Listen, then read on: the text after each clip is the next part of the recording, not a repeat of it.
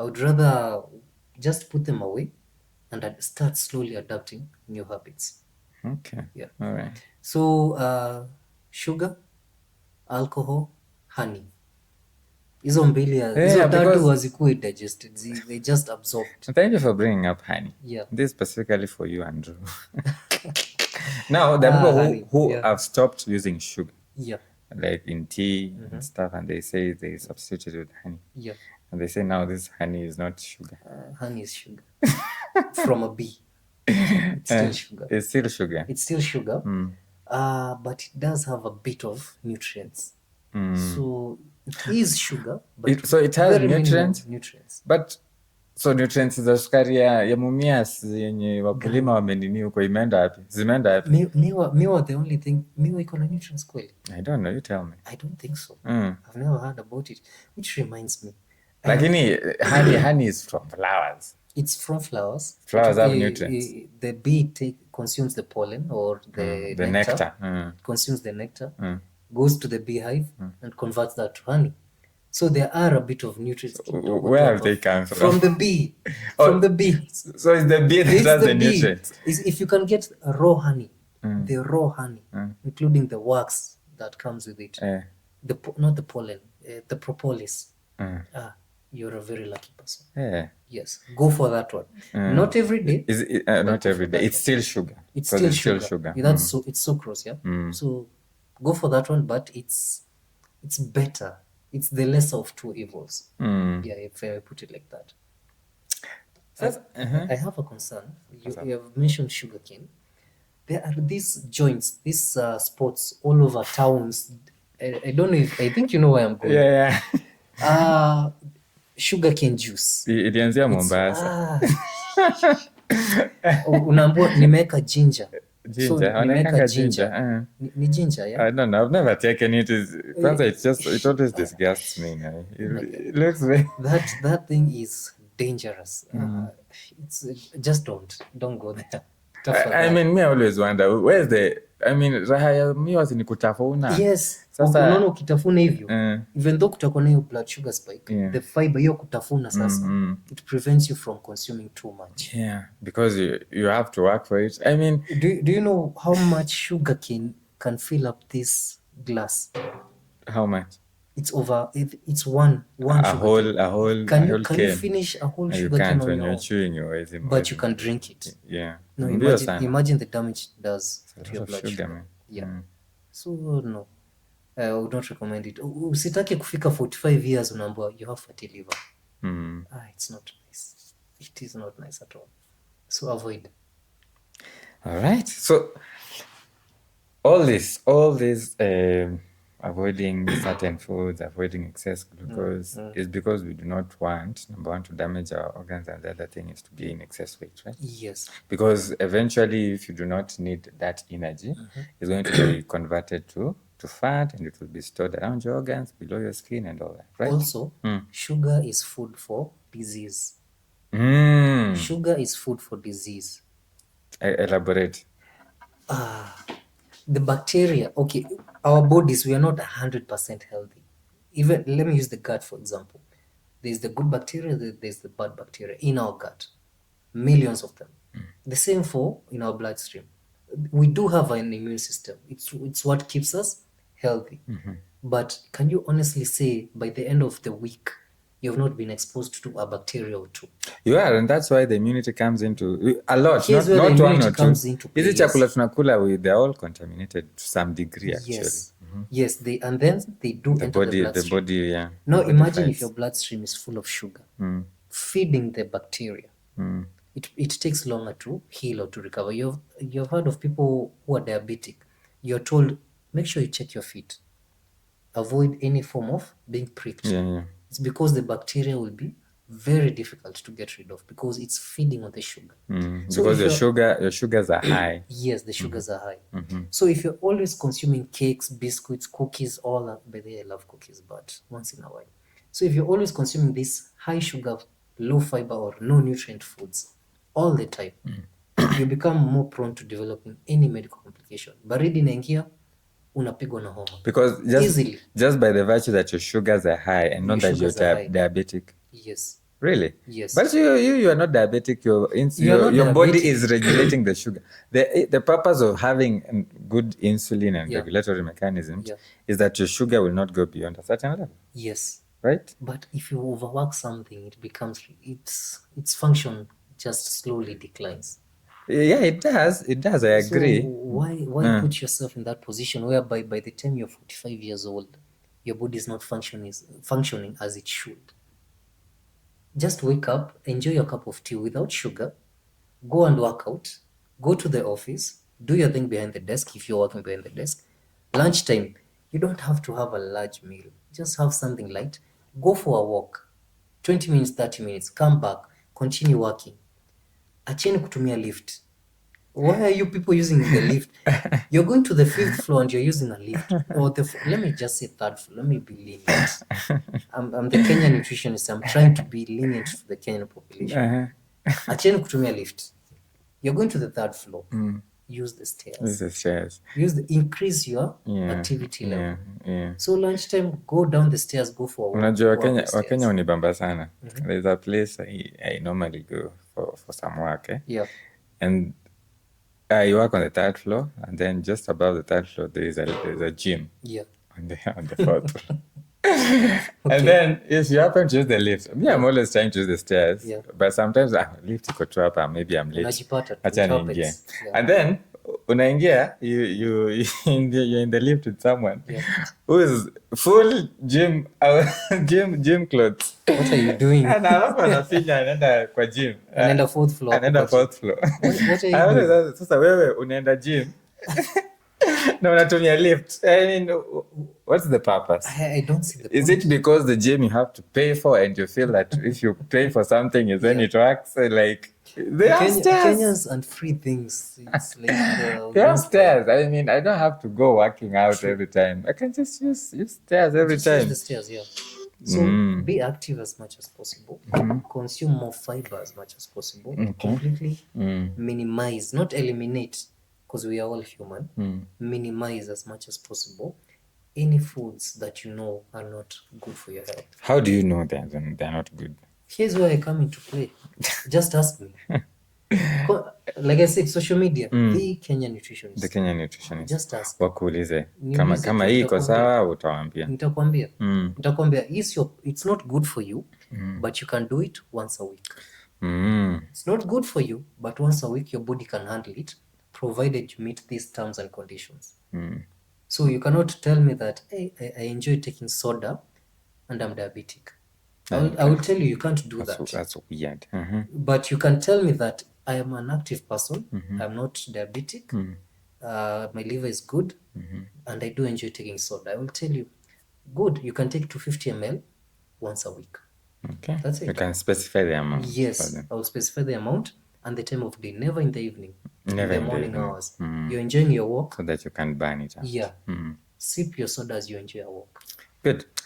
There's something that inasumbua Wakenya wengi sana huko nje. So many Kenyans are suffering from something that is supposed to be. Me watuma, whenever I see them in the clinic and BMI inachezea huko 37, 35, 40s. No judgment here. Naambia tu, if uko 20 something, 28, I tell you, punguza exercise kidogo. But when you're in your 30s, let's tell them go see a nutritionist. Yes. How big a burden, from your opinion, is weight? Is obesity or big overweight? Obesity is now, I don't want to use the word pandemic, but it is everywhere. It used to be a Western problem. It used to. But in the last 10 years, it's become a Kenyan problem. So I would say it's like it goes with the modernization. Let me use the word modernization or industrialization. We have less time, so we eat easily prepared foods, which are not really healthy. We do not want to carry food from home because it will look uncool.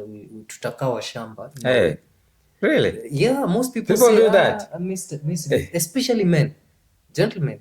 Really? Miss baby chakula. Nitanunua huko kwa ofisi. It's being provided by the office, but the office does not know how to prepare these meals. If there's a reason I would get married, is to just carry a packed lunch. My guy, people avoid it because wanasema inakaa aji. Really? Venye mi wenivia let me join my colleagues to go to the restaurant, tukule chakula huko pamoja. I'd rather that than carry natembea kwani niko shule. Venye mi ufeel vibaya ati nimeenda kubuy food pale kwa super. Na kuna jamaa anatoa tu rice bana alipakiwa na wife asubuhi. The people I've met, they would normally say, I don't like carrying food. Really? I'd rather buy the food. I would rather it be prepared in the office. That's weird. Which is not ideal. Yeah. So I normally say, guys, as much as possible, carry your own food. From home. Homemade is the best, actually. It's the best. So obesity is a pandemic. It is, it's been on the rise. My main concern is not adults. Not that I don't care about adults.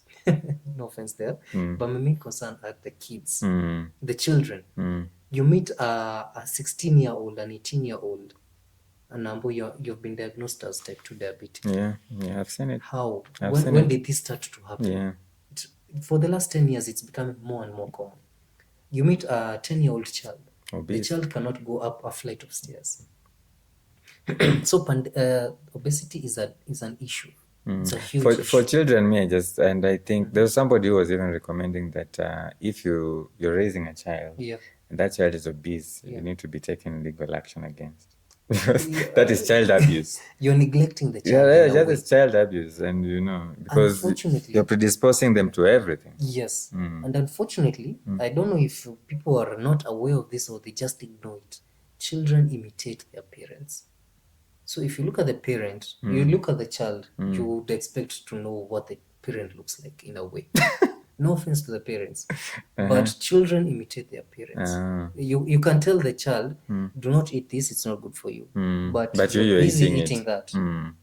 Doesn't make sense. The child will also hide and eat the same thing. And eventually, the child is obese. So obesity is a huge thing. There is also, I don't think, even without imitating, we have a crop of millennial parents. Oh, yeah. Millennial parents, they'll give their child whatever they want. I've even seen, this is in just clinic, mtoto tumeenda kumtoa blood sample kidogo tu. Kids will cry. The needle prick is not that it's painful, but kids will cry because they're scared. Kidogo, I'm just reviewing now with the results. Mtoto ametoka lab, and they're eating a big chunk of cake. Mama amesema because your child was crying, wacha nimbembeleze na cake, because mtoto amesema anataka cake. And I think that is the problem, because people have let their children be the bosses. Whatever the child wants in terms of food, siwezi nyima mtoto wangu chakula. I'm not. Let me comment. I'm not poor, and and the older millennial parents used to say that, and I suffered as a child. Yes, that's where I wanted to go. So mtoto wangu hata I'm not a psychologist, but what you have said is exactly what most millennial parents think. Me niliumia. I suffered because my parents could not afford this, or they denied me this. I will not do the same for my child. So I will not force my child to go out there and play. I will not force my child to take uji. I will not force my child to eat their vegetables. Daddy anataka nini? Anataka pizza. Shika pizza. Daddy anataka nini? Baba leo utakula nini? Ugali mbaya? Mom nataka ice cream. Tuende tukule ice cream every single weekend. The result 10 years later will not be nice. When that child becomes an adult and they gain the knowledge that we're now saying, do you know that the child will blame you? I am taking medication every single day because of my current situation. You did not parent me. Yes, you did not parent me properly. Right now you want to, let me not use the word spoil. Right now you want to treat your child, to provide for your child what you never had or you were never given. But in reality, you are actually harming the child. I mentioned earlier, pregnant women, you have to make sure you know or you're aware of what you eat. Because these are the habits the child will come to the world with. It's imprinted in them. The child has a craving for sweet things because you're used to eating sweet things when you are pregnant. Yeah, we even see them when they get born. If the mother has not been controlling their diet, they are born macrosomia. Yes, the baby I've seen is huge, and the 4 first thing we always do to that baby is to check the sugar levels. Yes. And often you'll find that the sugar levels are already low. Amezaliwa tu saa hiyo. So they're already craving that sugar. Yeah. So you have to be aware that treating a child does not mean allowing a child to indulge in unhealthy foods. A child reaches a point where you can discuss, or you can tell them, I'm not giving you this because of this. Not everybody, but a particular age, let's say 7 years or above. You can tell them, yes, I know you want a cake, but you cannot have cake right now. We only have cake on Sundays. So the child becomes reprogrammed to know that This Sundays I will have this size of cake. Saturday I will have a popsicle. But not Monday nataka hii, Thursday nataka hii, Wednesday. No. Monday you'll eat your vegetables. Tuesday you'll eat your ugali. Pizza, you want pizza? Fine. Saturday lunchtime. Every 2 weeks. End of story. It's non-negotiable. Why? Because if you take pizza every single Thursday, every single Tuesday, this will be the result. Do you want to end up like this? No. So follow what I'm saying. Me, I remember when I was a kid, I was scared into believing that if you're like, if you're fat, then you're stupid. Mimi hakuna kitu nilikuwa naogopa kama kuwa like it's understandable. Mjinga. And I don't know where it came from, by the way, but I just found myself believing that. So, I remember. There was a guy in our class, when you're kids. And he used to come, like, alikuwa number last. Yeah. And he was a bit big. Yeah. So I said, he's big because he's number last because he's big. So I associated that with that. But it helped me, try avoid always active and stuff like that. But always playing. But what was physical carpet? I mean, is there a role if a child is being allowed to maybe eat a bit more of these sweet things? What about the play? Can they compensate with play? Because I think obesity and being overweight is not just about food. Yeah, right? It's also about activity. What is the balance? Because I also have friends who they try mazee gym mazee watu wanapiga gym miaka lakini weight inaongezeka. Food, send them my way. I will break down what they're doing and how they can change that. So regarding the kids, let me start by pointing out that children are brutal. Do you know children hawajui kufilter their words? So as a child I was big. You are kanono. It's in my family. It's in my family. You should have seen my grandfather. So as a child I was big. Children are not kind. They don't know how to filter their words. They'll tell you the truth. So unanuka jasho. Hey. So yes, unanuka jasho, umenona, kanono. So on and so forth. That will affect your mental well-being. Fatso. Yes. There was a character like that. Yeah, on Pamachacha. Yeah. Pole sana. So that will affect your mental well-being. It will be like stigmatizing the child. Yeah. So let me use your former classmate as an example. You might find that this child might have been bright, but because of the words, the name calling, the perception that people have towards this child, mentally hakukuwa anaweza kufocus on in class. So unapata ako number last. Also, sugar has a way of dulling your mental capability. It does. It does. So sugar not only affects your skin, ngozi inacha kuwa elastic, cigarettes too, tutafika huko, but it also affects your mental capacity. So eventually unaanza kukua dull, if I may put it like that. So yes. But this is sugar specifically. This is sugar specifically. Not obesity. Sugar leads to obesity. The main culprit for obesity is sugar. Okay. So the child might have been either dull because of the sugar, or most likely stigmatization. So activity na sugar. Your child wants something sweet. The activity, how is the activity level? If the activity level is low, then deny the child that's something sweet as much as possible. Only give it to them on specific days, maybe 1 or 2 days a week. You can say Sunday and Wednesday. End of story. But if the child is active, let's say they are out there playing for an hour or so, before they leave to play, you can give them that something sweet. Shika, kula, and then mcheze. Go and play with your colleagues out there. That's perfectly okay. But not every single day. PS. We're back to square one. Actually tumeingia negative. Because you're seated. Yeah. Your focus is only there, so you're only playing with your thumbs. CPS ni thumbs, ni keyboard. Yeah. So you are working your fingers, but it's not helping. So they can have that something sweet, maybe 2 or 3 days a week. Then they go out there and play. But do not form this into a habit, because they will treat it as a form of reward. If you do not give it to them, they will not go out there and play. So once in a while, you can say leo hapana, kesho the next day hapana. Just be random. Don't allow them to associate it as a form of reward. Okay. Like I said, I'm not a psychologist. This is just my opinion. Okay. Yeah. We will bring a child psychologist one day, because me naangalianga naona kuna venye tuna raise generation nyingine itakuwa na shida sana. Gen beta ama ni gen alpha? Alpha wameisha? I think saying gen beta. Oh, okay. I think ni gen beta. What about the adults? I asked you about the adults who work out a lot trying to lose weight, but it just never happens. Okay. So I wake up, I have my cup of tea, my bread, my margarine, then I go to the gym.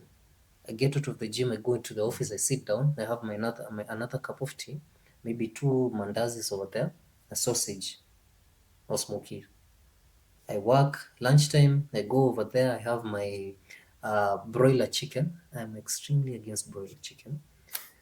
I will explain why. I have my broiler chicken and maybe my chapati or 2, go back to the office. At the end of the day, I get in my car, go home, I relax, and like how Africans normally say, ugali, jioni yafaa ukule ugali. Inafaa ukule ugali. Where are you taking all this energy? Otherwise umelala njaa. No. So you see, by the end of the day, what I've done in the gym is completely insignificant compared to what I've eaten. So there was one nutrition scientist that said, if you want to burn 2 pieces of pizza, you have to work out for almost 3 hours. Just 2 slices. 2 slices of pizza. Now imagine ni Tuesday kuna hizo offers. Mnashikana watu watatu, kila mtu box yake. Then you're telling me you go to the gym. You are doing something, but it's insignificant compared to what you're eating. Okay. So it all comes down to their everyday activity. Because on the flip side, you have these gym holics, and you had Dr. Bunny here. Dr. Bunny is jamaa jitu limeshona, and he works out a lot. And he was telling me he eats. Like for you to become that bodybuilder, like kazi yako inafaa kuwa ni kukula, and you eat more than you even work out. Yes. Bulking. Alikuwa anasema ana calculate calories, and sijui supposed to take 9,000 calories, things like that. It's a lot. And then he still works out. So I have interacted and I have worked with bodybuilders. There's a very famous one that bado niko na contact yake. He's a very good guy. Nimeanalyze vile wao wanakula. Yes, they do eat caloric surplus. So kuna kitu inaitwa clean bulking na dirty bulking. So let me focus on dirty bulking. Dirty bulking is you will eat absolutely anything, including junk food, a lot of junk food, ndio upate hizo calories. Then you go to the gym and you work out for 3, 4, 5 hours to build muscle using that energy that you've taken in. Which average person has 3, 4, 5 hours to spend in the gym? Hakuna. Clean bulking. Sisi tunaendanga kama 30 minutes, so ukishapiga selfie zako mbili, you're done. Na post. Working on me. Working on me. Nagoja January. Nawaona. New year, new me. Body goals. I see you. Body goals, Body goals. Hapo ndo kwenye unaanza kupigiwa simu, I need a nutritionist. 2 weeks later watu wamepotea.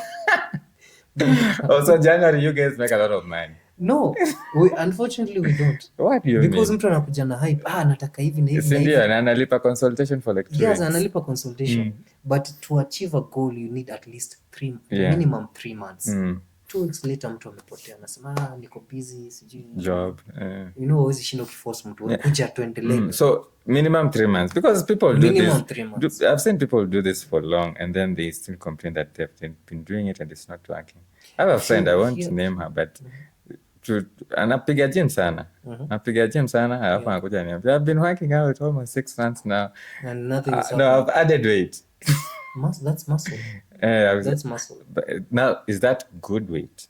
Muscle weight is good weight. Because there's this new argument. Also, it's not new. I don't know how. Maybe medium is juicy, but then people are saying that BMI alone cannot be a measure of good nutritional status in terms of obesity. Yes. So I have been mentioning this for a few years now. BMI alone is, I don't want to say insignificant, but it's not ideal. Imepitwa na wakati. We keep evolving and improving. So there are various machines. The DEXA machine, if I may use that as an example, it shows you your body composition, your actual body composition.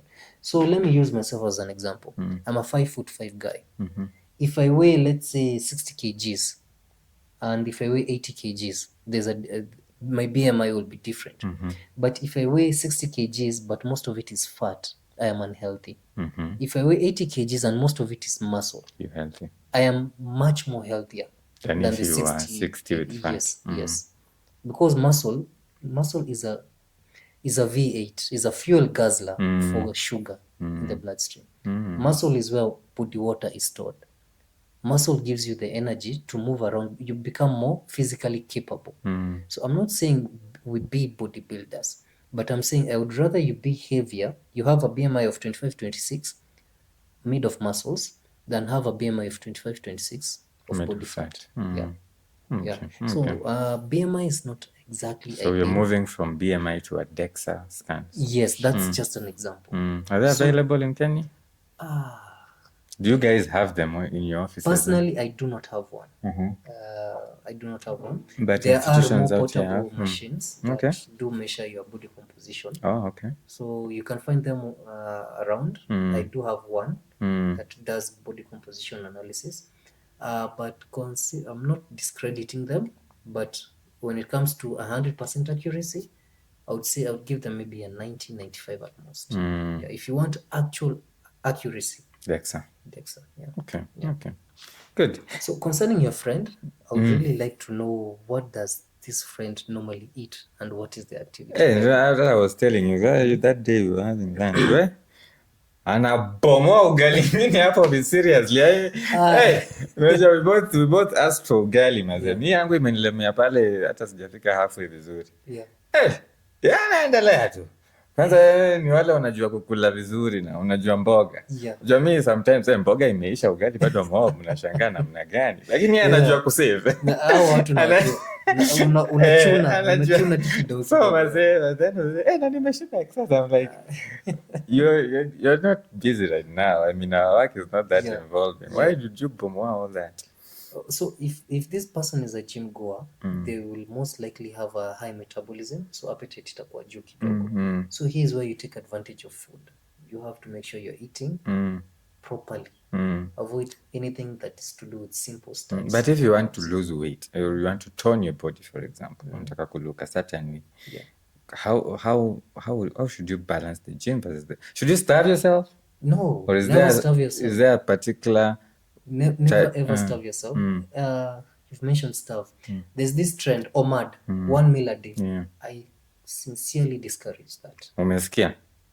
Do not do once in a while, but do not make it a lifestyle. So OMAD, no. So do not starve yourself. Just change your meals. What you eat. It matters a lot. So what should people who are big-bodied, they want to lose weight and they want to not gain muscle? That is difficult. So you're big-bodied. You want to lose weight. You're fat. You want to lose the fat and also be slender. Would have to increase your activity. Focus on cardio. I'm not a trainer. I have to mention that. Okay. I've worked with a few over the years. So I would say focus on cardio. Cardio burns fat. I'm not saying running and all that. cardio, when it comes to body fat loss and cardio, walking uphill, brisk walking uphill, that will burn more fat.